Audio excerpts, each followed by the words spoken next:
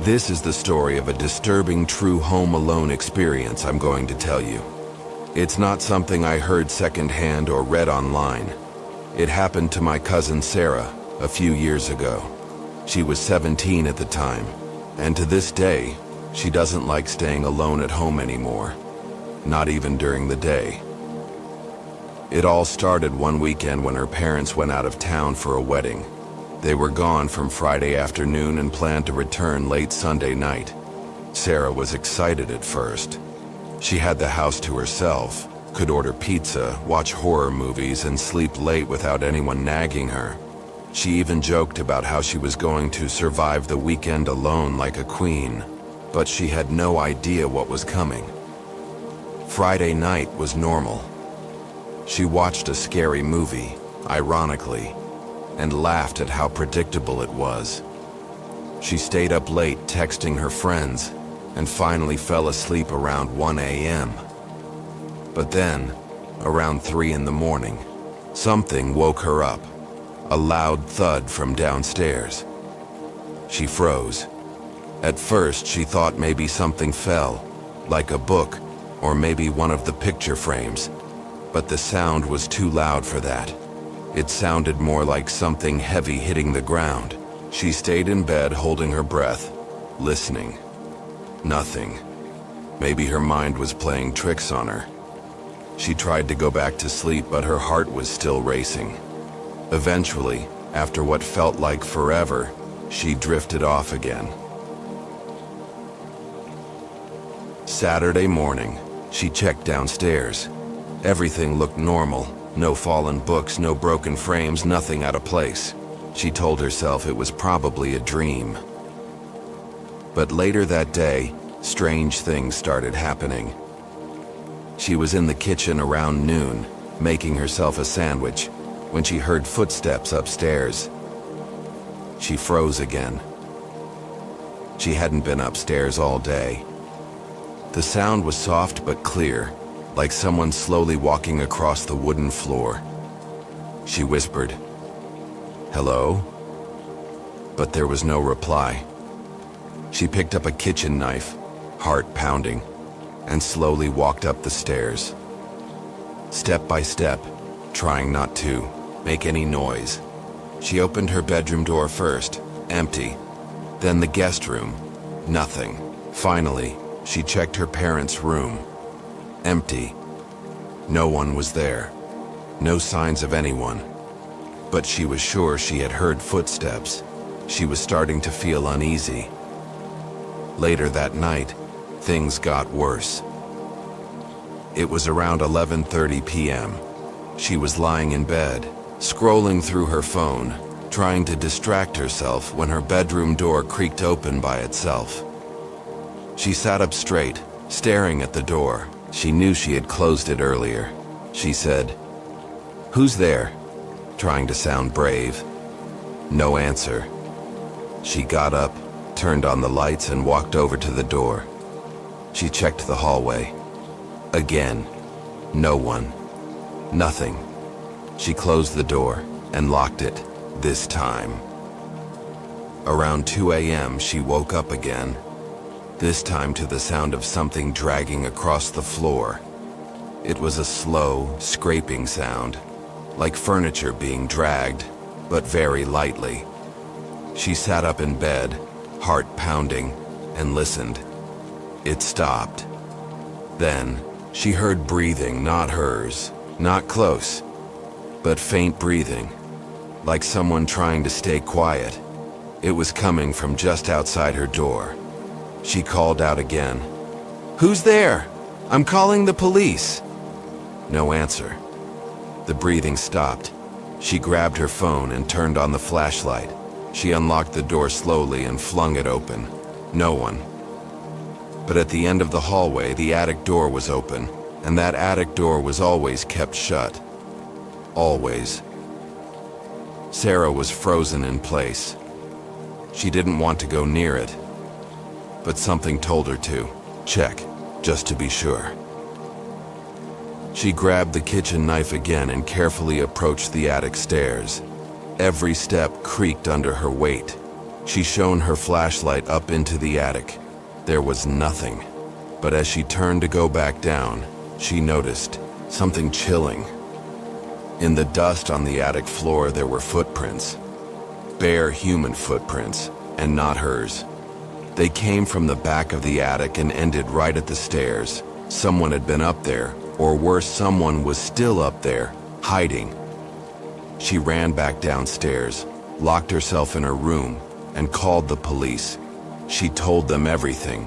The sounds, the door, the attic. They arrived about 20 minutes later. They searched the entire house, attic included, but found nothing. No one. But they did find something that made Sarah's blood run cold. Behind a pile of old boxes in the attic, there was a blanket, some empty food wrappers, a small knife, and an old backpack. Someone had been living in their attic. The police believed it was a homeless man or possibly someone who had broken in when the family wasn't home, maybe during the day, maybe even weeks earlier. He had been hiding in the attic, sneaking around at night when everyone was asleep. But with Sarah alone in the house, he had gotten bolder. They never caught him. After that night, Sarah stayed at her friend's house until her parents came back. She was traumatized, couldn't sleep properly for weeks. She kept thinking about the breathing outside her door, the open attic, the footprints, the knife. Just the idea that someone was watching her while she slept, it still gives her nightmares. The family installed cameras, new locks, and even motion detectors, but the damage was done. The safety she felt in her own home was gone. And you know what the creepiest part is? The police said that the man must have come out often to get food from the kitchen at night, which meant he had walked past her room many times, maybe even watched her from the hallway while she slept. We still don't know how long he was up there, and we never heard anything again. But every time I visit her house, I look up at the attic door and feel chills run down my spine. This is why I never say I'm not scared to be alone at home, because once you hear a story like that, and you know it really happened, you'll never look at silence the same way again. So if you ever hear footsteps or breathing, or a door creak open by itself, don't just shrug it off. You never know who, or what, might be quietly watching you from the shadows.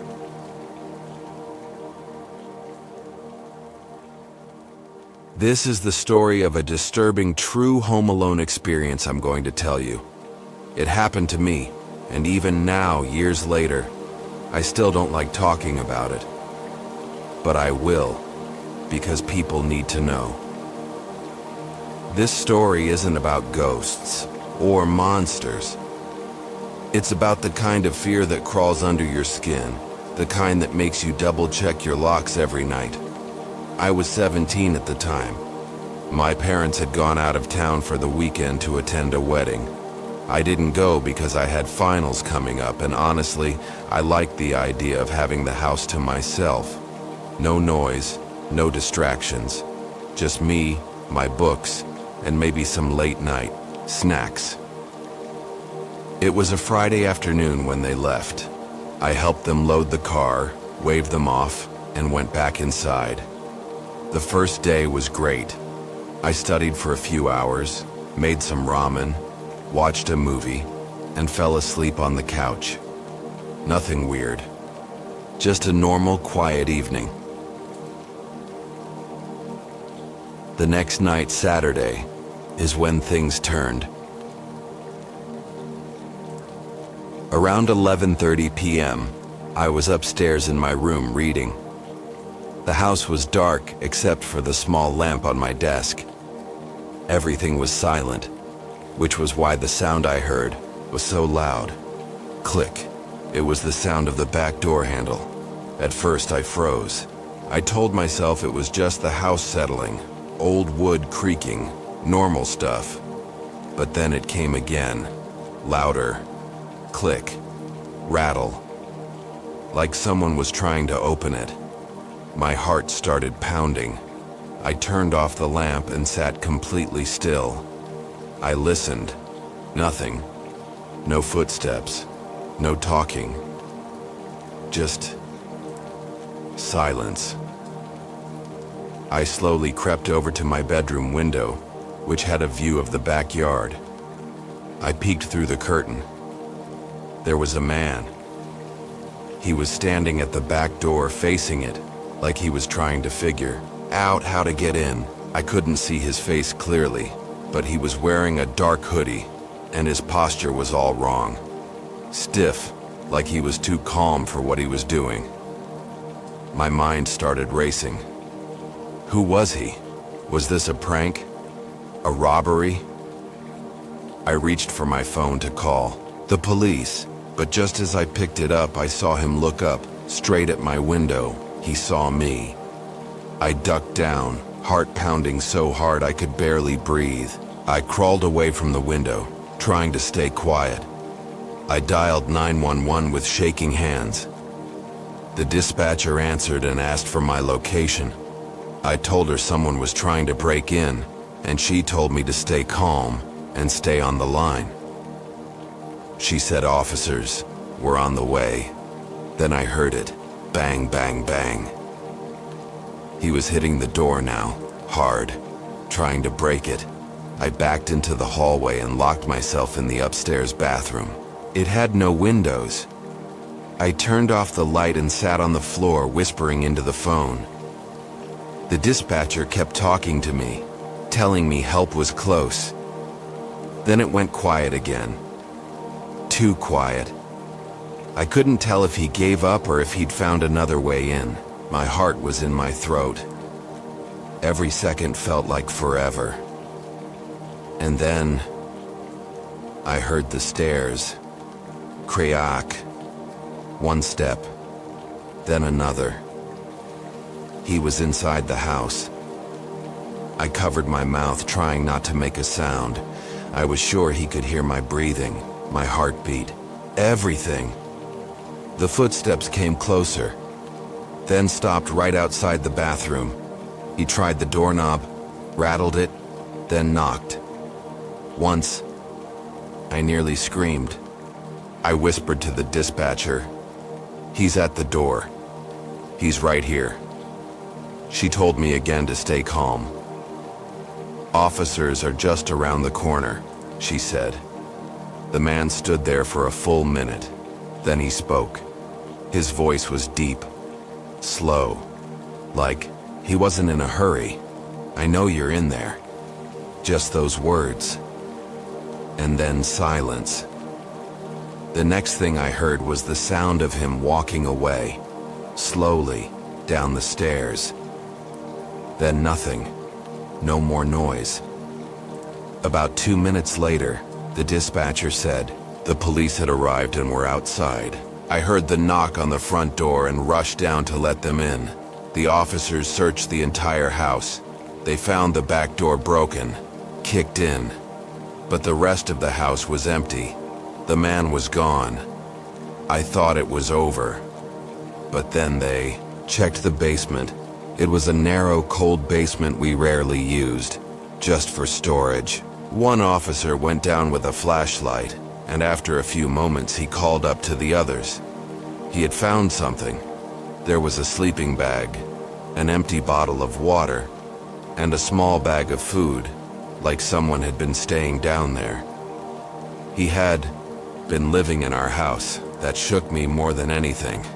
He must have sneaked in earlier, maybe during the day when I went outside to get the mail or take the trash out. Maybe even the day before, hiding, waiting, watching me. The police said it happens more often than people think. Strangers breaking into homes and living secretly in attics or basements, especially if they think the place is empty or easy to get into. They never caught him, even with the footage from the front door camera, which showed him entering the house around 10 p.m. by slipping through the broken screen on the side window. He was gone by the time the police arrived. He vanished into the night like a shadow, For months after, I couldn't sleep without every light on. We changed all the locks, installed alarms, even motion detectors. But the feeling never really went away. That feeling of being watched, of not knowing how long he had been there, of hearing his voice say, "I know you're in there." Sometimes, even now, I wake up in the middle of the night and think I hear footsteps. This story is real. It happened to me, and I learned something something I'll never forget. The scariest things don't hide in your nightmares. They hide in your walls.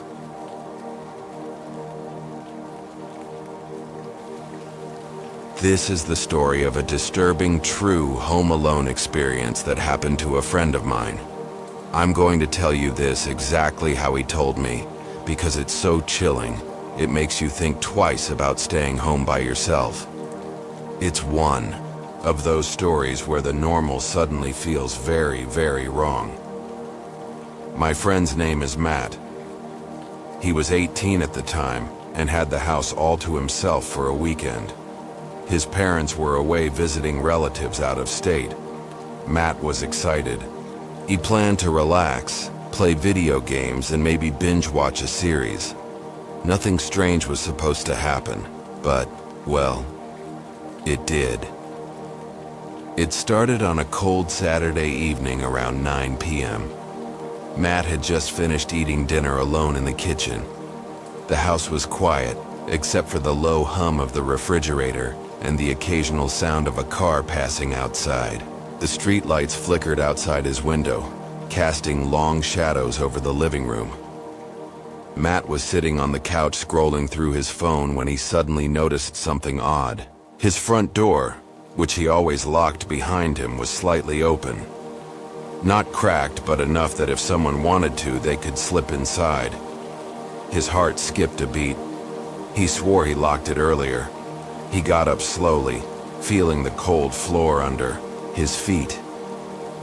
He walked to the door and peered outside. No one was there. The street was empty.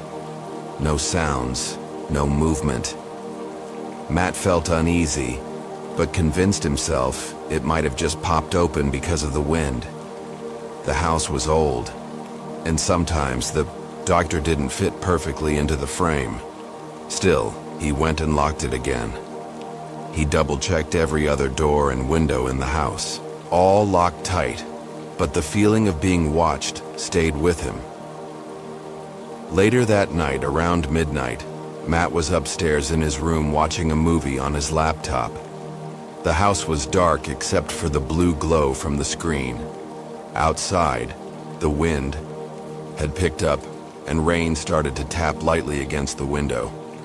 Suddenly, a soft thud came from downstairs. Matt paused the movie and held his breath. The sound came again, this time closer to the stairs. He thought maybe a branch had hit the side of the house. But then he heard it again, a faint creak of a floorboard. Someone was inside. He froze. Matt didn't want to believe it, but the sounds were too clear to be his imagination. He grabbed his phone and texted his mom. "Someone is in the house, call the police." She replied instantly, telling him to stay quiet and call 911 himself. He did. While on the phone with the dispatcher, Matt quietly crept down the stairs. He stayed in the shadows, trying not to make a sound. He reached the living room and saw something that still haunts him. There was a man, mid-30s maybe, wearing a dark jacket and a baseball cap pulled low over his eyes. The man was rifling through the drawers in the sideboard. He hadn't noticed Matt yet. Matt wanted to scream, to run, but his body was frozen. The dispatcher whispered through the phone, telling him to stay calm and stay hidden. Then the man suddenly stopped and looked toward the stairs. Matt held his breath. The man stepped toward the hallway where Matt was hiding. For a moment it felt like the man could see right through the shadows. Then, just as suddenly, The man turned and left through the back door. Matt heard the door slam shut behind him. He waited a few minutes, then called the police back, telling them the intruder had left. When officers arrived, they searched the house and the yard but found no one. The back gate was open, and footprints led into the woods behind the property. Matt was shaken but safe. The police told him the man was probably a burglar who got scared off. Matt went back inside and locked every door and window again. But here's the part that makes this story truly disturbing. The next morning, Matt's mom called to check on him. He told her everything. She said, "Matt, remember the new neighbor that moved in last week? The one who keeps to himself?" Matt did. A quiet man who rarely left his house. "Well," she said slowly, "I heard from another neighbor that he was arrested last night for breaking into a house a few blocks away." Matt's blood ran cold. What if the man was watching his house that night? What if he planned to come back? Matt never stayed home alone after that. He installed security cameras, bought a dog, anything to feel safe. But every time he hears a noise at night, he remembers that man rifling through his drawers, searching for something. The terrifying thing is, it wasn't a ghost. It wasn't something supernatural. It was a real person, someone who could have hurt him if he hadn't been careful. So next time you're home alone and you hear a noise that doesn't belong, remember Matt's story, because sometimes the scariest things in the house aren't in your imagination. They're right there, waiting in the dark.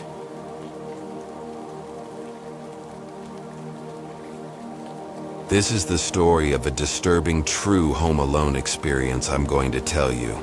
And trust me, it's going to stick with you. Because it's not about ghosts. It's not about demons. It's about something much more real and much scarier. This happened to my friend Jason when we were both about 16. He lived in a quiet neighborhood just outside the city, one of those places where people don't bother locking their doors during the day. The kind of place where everyone knows everyone and nothing bad ever really happens. Except something did. It was a Friday evening in early fall. Jason's parents had to attend a family emergency out of town. It was last minute. They offered to let him stay with a neighbor, but Jason, being a typical teenager, wanted to stay home. He was excited to have the house to himself. Pizza, video games, and no parents. What could go wrong, right? Well, everything. That night started out normal. He ordered a large pizza, set up his gaming console in the living room, and was texting me and some other friends while playing online. I even remember him joking about how he was the king of the house. Around midnight, I stopped replying because I went to bed. That's when things started to get weird for him. He told me later. It began with something small, barely noticeable. He heard a knock, not on the door, but on the window. The living room window. At first, he thought it might have been a branch, or maybe just the wind. But then it came again. Tap, tap, tap. 3 soft knocks. Slow. Deliberate. He paused the game, muted the TV, and just sat there for a second, staring at the window. The curtains were drawn, but his heart started to race. He stood up slowly, approached the window, and pulled the curtain back just an inch. No one. The porch light was on. The yard was empty. It was probably just his imagination, he thought. So, he tried to shake it off and went back to gaming, but he couldn't focus anymore. He kept looking at the window, expecting another knock. Nothing happened for about 15 minutes. Then the back door handle jiggled. That wasn't the wind. Jason froze. He turned the game off. Every light in the house felt too bright. The silence felt too loud. He tiptoed into the kitchen and stood behind the counter, heart pounding. The door handle moved again, not violently, just slowly turning, like someone was trying to open it quietly. Then silence. Then tap, tap, tap. This time the knock came from the glass of the back door. Jason didn't even look. He ran upstairs to his bedroom, locked the door, and grabbed his phone to call his dad. His hands were shaking. His dad answered, voice groggy but instantly alert when he heard Jason whisper, "Someone's outside." His dad told him to hang up and call 911, so he did. But here's where it gets worse. While he was on the phone with the dispatcher, he heard the front doorbell ring. Ding dong. Then again. Ding dong. Then it was like someone started knocking on every window of the house. All at once. Tap tap. Bang bang. Ding dong. Jason was on the verge of tears. The dispatcher stayed on the line, telling him help was on the way. He backed into his closet, shut the door, and sat there, silent, trying not to make a sound. Then the worst moment of the night came. He heard footsteps inside the house. Heavy. Slow. Someone had gotten in. He didn't know how. Maybe one of the windows downstairs was unlocked. Maybe the sliding door. But now someone was inside, walking, moving around. The footsteps came up the stairs. Jason held his breath. The dispatcher kept asking, "Are you in a safe place? Stay quiet. Help is very close." He heard the doorknob to his room turn. Thank God it was locked. Whoever it was didn't try to break it open. Instead, they just stood there for minutes. Jason could hear them breathing. He stayed hidden in the closet, phone to his ear, whispering into it, trying not to cry. He didn't move. He didn't even blink. Then, the footsteps slowly walked away. A few minutes later, he heard the sound of sirens in the distance, then shouting, "Police!" Jason stayed in the closet until an officer opened the bedroom door and called his name. They searched the whole house. The intruder was gone, vanished. No signs of forced entry, but a window in the laundry room was open just a crack. The scariest part? They found muddy footprints going from the back door, through the kitchen, up the stairs, straight to Jason's room, and then back down and out the same way. But here's where it gets even creepier. The police checked the doorbell camera. It had captured a man, wearing a hoodie and a white mask, standing at the door. Just standing, not moving, for almost 7 minutes. And he wasn't alone. There was another person, crouched just below the camera's view. Occasionally a hand would rise up to ring the doorbell again. They were playing with him, like a game. The footage ended before the police arrived. They were never caught. No one knows who they were or what they wanted. Nothing was stolen. Jason wasn't hurt. But that's what makes it worse. It wasn't a robbery. It was something else. Something sick. Jason never stayed home alone again. His family installed a full security system, and for months, he couldn't sleep without every light in his room on. Even now, years later, he gets uncomfortable when the doorbell rings at night, and I'll never forget the way he looked when he told me this story. Like part of him was still stuck in that closet, waiting, listening to those footsteps.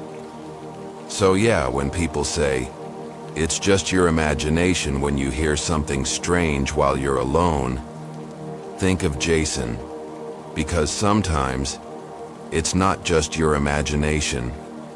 Sometimes they're really out there, watching, waiting, and sometimes they knock.